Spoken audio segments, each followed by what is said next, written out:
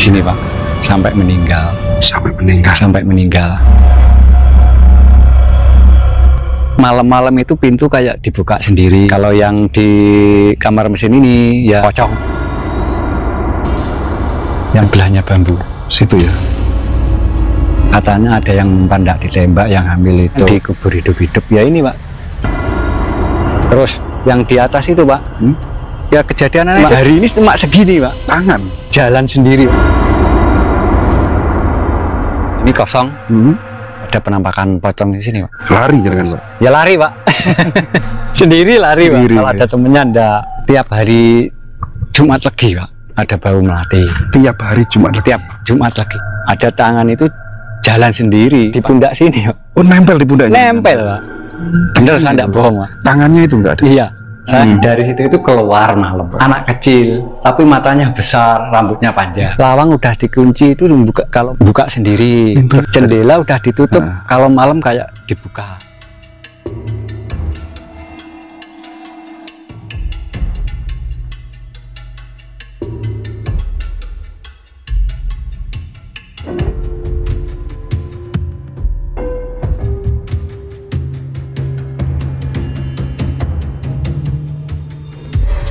Nah, ini adalah sebuah akses jalan menuju ke sebuah perkampungan yang ada di tengah hutan di lereng Gunung Kelut ini. Jadi akses itu harus melewati terowongan ini ya teman-teman ya. Jalannya dibangun oleh Belanda yang bisa sampai sebuah perkampungan dengan lewat jalur itu satunya bisa mencapai kampung tersebut. Dengan menjebol gunung dan warganya sebagian sudah meninggalkan, hanya tersisa beberapa rumah atau warga yang masih atau bertahan di kampung tersebut. Itu terus penggusuran kita kali ini. Ini berada di sebuah perkampungan terpencil ya, di lereng Gunung Kelut, dan kampung ini merupakan peninggalan era Belanda ya. Dan saat ini kita diantar warga lokal yang menjelaskan bagaimana kisah dari kampung ini. Pak, di sebelah kiri ini ada musola juga ya? Iya, musola Pak. Yang masih digunakan untuk ibadah ya? Masih masih digunakan ibadah. Dan di sana ada berapa rumah Pak tadi? Ada Pak, yang ini kosong. Terus sebelahnya kan bekas kamar mesin. Oke. Jadi di sini ada beberapa rumah yang sudah kosong, tidak berpenghuni Pak tadi. Tinggal 9 kakak.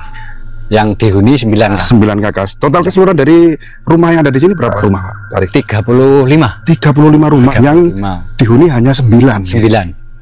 Nah, ini benar-benar berada di lereng Gunung Kelut, dan hutan akses menuju ke sini sangat luar biasa sekali ekstrimnya ya.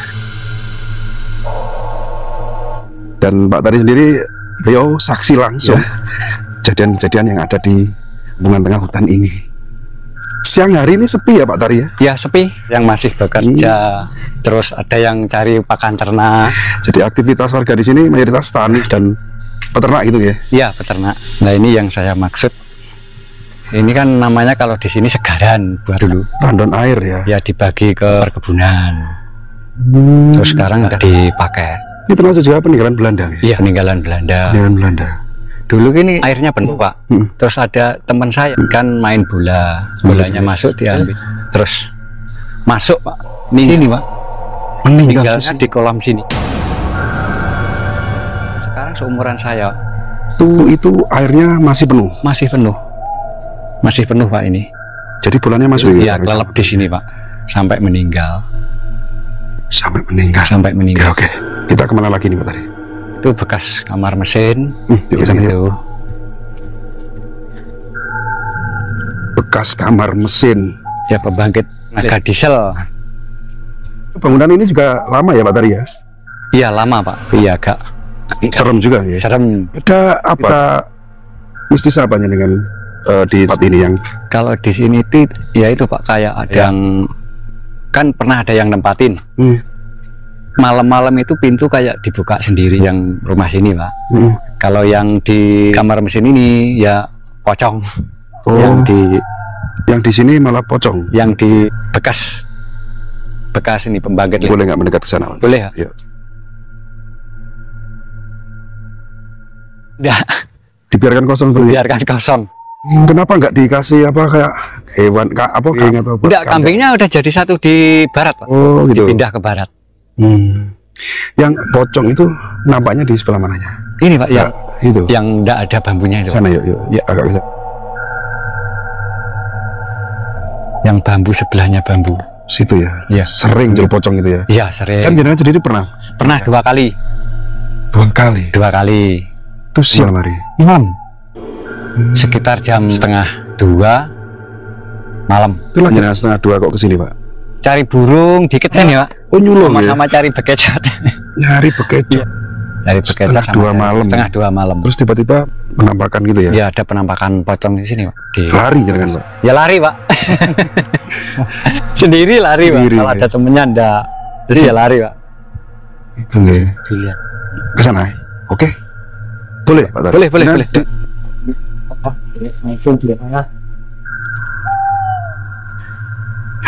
Kalau yang katanya jenengan sumber itu yang bambu itu mana? Di situ Pak. Bisa ke sana Pak? Bisa. Lewat sini. Berapa rumah tadi? 35. 30 ya. 35 rumah yang dihuni 9. Yang 9 rumah. Yang lainnya sudah pindah nggih Pak? Pindah. Nah, ini akses jalan menuju perkebunan. Di sana sudah nggak ada bangunan rumah? Nggak ada Pak. Ini cuman sumber itu yang ini bambunya. Ada, ya bambu ada gitu ya? Iya, bambunya. Oh, ceritanya Pak, ini di belakang layar tadi Jinan menyampaikan bahwa ini adalah apa gitu ya, lupa saya. Iya, ceritanya ini kan sebagai tanda Pak. Tanda dulu apa, Pak? Kalau tahunnya saya kurang mengerti. Itu kan apa, bekas kuburan. Kuburan siapa itu Pak? Kuburan ya itu katanya sih apa kayak mata-mata Belanda. Gitu. Jadi memang lokasi ini sejak dari Belanda untuk ya pembantaian ya. mata Belanda itu katanya loh. Itu dikasih tanda bambu ini sampai bambunya tumbuh subur. Tadi Jinan menyampaikan bahwa mata-mata itu perempuan. Ya perempuan ya laki. Oh, perempuannya laki. Ya. Yang hamil juga itu? Ada. Itu yang katanya tidak mempan-tembak. Oh, ya katanya yang ada yang ditembak. Ada yang mempan ditembak, yang hamil itu akhirnya kubur hidup-hidup. Ya ini Pak. Kubur hidup-hidup ya. Cuma tahunnya berapa tahu? Yang jelas era Belanda. Iya, di Belanda itu. Dibuatkan lubang, dimasukkan dikasih tanda bambu. Diincep gitu ya. Akhirnya tumbuh sampai sekarang ini ya. Ini Pak, sampai sekarang. Iya, dan ada nggak cerita mistis ini Pak Tari yang Jinan ketahui? Ya cuma itu Pak. Cuma itu. Penampakannya kalau penampakan enggak ada. Cuma kalau ya itu habis hujan ada bau minyak bunga melati. Iya di bambu. Terus yang bau ketela tadi? Ya ada. Di sini kayak ketela bakar, ada bau kayak bakar sate. Ya di bawah bambu ini. Gitu. Iya. Kalau menurut jenengan itu gaibnya ya kayak bangsa jin apa yang menghuni di sini? Ya barangkali Pak, apa rohnya yang kubur itu apa genderuwo gitu ya? Iya, kayak genderuwo. Karena bau ketela itu identik dengan genderuwo. Iya, ya. Kalau bau melati kan kayak noni Belanda. Ada kisah noni Belanda yang meninggal di sini juga ada di rumah kosong. Di rumah kosong ini Pak. Kan ini kan bangunan Belanda Pak. Besar itu? Iya, besar itu. Kita cerita ke sana yuk. Ayo. Ada lagi yang Jinan ceritakan bang apa kopi yang tumpah tadi lewat situ aja Pak tadi ya? Iya, lewat. Iya. Rumah Pak Astan. Astan paling besar kan itu? Paling besar. Dan kosong. Nah di situ Pak Tari juga pernah mengalami kejadian yang tidak masalah tapi nyata Pak Tari. Nyata Pak. Diceritakan di sana aja. Iya. Berarti area yang sebelah kiri ini sudah nggak dihuni. Yang ini kosong semua. Kosong semua. Gitu. Kosong. Satu sama rumah semewah itu ditinggalkan begitu saja loh. Kosong. Ini ya Pak Tari ya? Iya. Kita dari sisi belakang ini ya tentunya ya? Iya dari samping. Dari samping. Pak Tari, tadi jenengan kan menceritakan ada aroma apa? Melati. Di sini. Gimana? Tiap hari Jumat Legi Pak, itu pasti ada bau melati. Dia mulai sore ya, habis maghrib lah. Pasti ada bau bunga melati ya. Jenengan meyakini itu adalah ketika ada arwah satu yang lewat? Iya, ada yang lewat. Noni Belanda? Noni Belanda itu. Kan ini dulu kan yang jadi kan Belanda waktu zaman dulu, terus ini orang pribumi, terus noninya Belanda barangkali apa sakit apa nggak tahu meninggal di sini. Meninggal di sini. Ya. Terus yang di atas itu Pak, ya kejadiannya itu ini Pak, jemari ini Pak, jari ini cuma segini Pak, jalan sendiri Pak di punggung saya ini loh Pak. Beneran saya nggak bohong Pak. Potongan tangan gitu? Potongan tangan gitu ya? Merayap di pundak saya sini Pak. Kayak di film-film gitu? Bener Pak. Tempatnya masih, Pak. Itu jenengan sendiri yang Ya enggak, Pak. Dulu kan sini banyak anak-anak main jatuh itu, Pak. Ada tangan itu jalan sendiri, padahal cuma masuk. segini, Pak, pergelan. Tapi di pundak sini, Pak. Oh, nempel di pundaknya. Nempel. Kan dulu sebelah sini kan kopi, Pak. Sebelum karet kan kopi. Itu dicari itu masuk ke lubang itu enggak ada. Bener enggak bohong, Pak? Tangannya itu enggak ada. Iya, saya ngalami sendiri. Pada insting manusia itu karena kemana nyemplung lubang atau Ya apa masuk gitu ke lubang. Oh, masuk lubang. Masuk, dicari ya banyak sama teman-teman sama saya enggak ada, Pak. Itu bener kejadian itu, Pak. Kisah nyata ini ya. Nyata, bohong. Terus seperti apa tadi nyenan waktu jaga malam itu apa? Ya, jaga minum kopi itu kopinya kayak ada yang lempar gelas padahal di meja. Padahal yang duduk itu kan cuma 2 orang. Kopi dilempar. Lari Pak jenengan Bang. Ya enggak, Pak. Cuma diambil lagi, bikin lagi gitu aja. Pecah lagi. Enggak. Yang kedua kali enggak? Enggak, kan ya itu, Pak. Kayak ada bau bunga melati itu. Selain itu Pak Tari? Waktu jaga di depan, Pak, ada orang baju hitam. Itu turun dari pondok, Pak.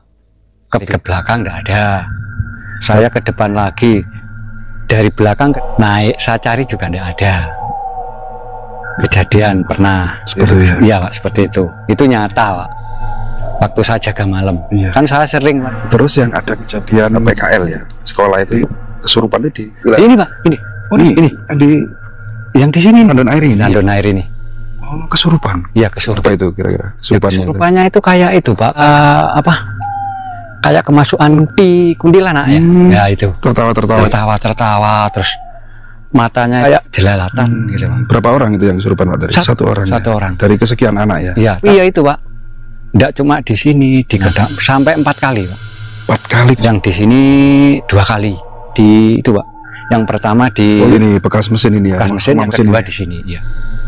Akhirnya upaya penyembuhannya dipanggilkan Orang tua, orang pintar lah. Itu kena lagi di kebun. Setelah sembuh itu ketempelan lagi. Ketempelan lagi. Sama aku enggak? 2 hari. Enggak, lain lagi. Ini kalau orang yang apa?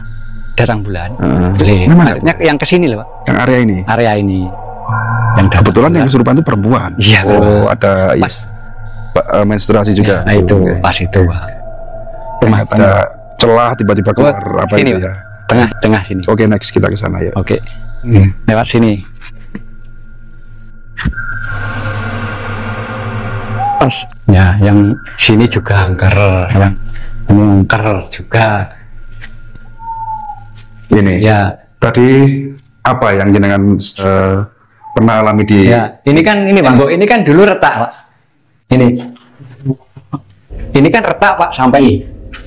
Ini bekas sampai. Oh iya. Ya. Terus ditempel itu ya? Ditempel. Waktu itu kan saya di sini. Nah, dari situ itu keluar malam. Apa itu ya keluar Pak? Anak kecil, tatanya besar, rambutnya panjang. Dari retak Dari retakan sini, ini. tembok. Ya, ini. Sampai bawah. Keluar anak kecil yang Ya, matanya anak lebar. kecil, rambutnya panjang, matanya. Satu kali itu aja Pak. 1 kali. Yang nempatin duduknya juga sama. Yang menempati rumah ini juga Kejadian sama. anak kecil juga. Iya, anak kecil sama. Kalau nggak salah ini tahun 97 sampai 2025 kosong. Di sini juga ada bangunan pala ini bagus juga Pak Taring ya. Iya, Pak. Permanen juga, yang kosong juga. Di sini bekas apa ini Pak Taring? Bekas rumah, Pak, nih. Bekas rumah juga. Rumah. Paling angker itu yang sebelah ini ya. Yang sebelah yang pink ini, Pak. Yang malah yang kelihatan masih utuh ya. Ya, kayak saya nempati sini ya nggak kuat, Pak. Gak kuat. Iya. Lawang udah dikunci itu buka, kalau malam buka sendiri. Pintunya sudah dikunci. Ya, tidur kayak ada yang apa melihat. Tidak ada yang mengawasi gitu. Ya, ada yang mengawasi. Ya ini rumah satu ini. Satu aja. Iya, jendela udah ditutup. Nah. Kalau malam enggak. Seperti itu ya. Padahal udah dikunci.